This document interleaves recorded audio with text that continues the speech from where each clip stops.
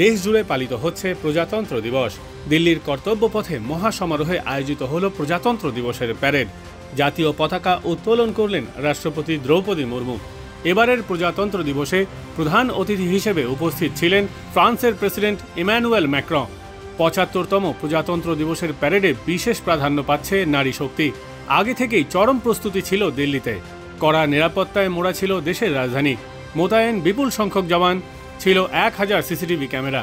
কর্তব্য পথের প্রজাতন্ত্র দিবসের অনুষ্ঠানে উপস্থিত ছিলেন প্রধানমন্ত্রী মোদী, রাষ্ট্রপতি দ্রৌপদী মুর্মু, এছাড়াও ফ্রান্সের প্রেসিডেন্ট ইমানুয়েল ম্যাক্রন। কর্তব্য পথে পৌঁছানোর আগে জাতীয় যুদ্ধ স্মৃতিসৌধে পুষ্পস্তবক অর্পণ করেন মোদী। প্রজাতন্ত্র দিবসের এবছরের কুচকাওয়াজে অংশগ্রহণ করেছে ৩ বাহিনীর নারী শক্তি। ছিল ৯৫ জন ফরাসি সেনা ও ২টি রাফাল বিমান। এবছরই প্রথমবারের জন্য প্রজাতন্ত্র দিবসের কুচকাওয়াজে ১০০ জন মহিলা শঙ্খ, নাদারসহ বাদ্যযন্ত্র বাজিয়ে সূচনা করে প্রজাতন্ত্র দিবসের অনুষ্ঠানের। এছাড়াও কর্তব্য পথের প্রজাতন্ত্র দিবসের ট্যাবলোগুলিতে যেমন ছিল দেশের নানান প্রান্তের সংস্কৃতি, একই সঙ্গে নারী ক্ষমতায়নের বিষয় তুলে ধরা হয় এবছরের একাধিক ট্যাবলোতে।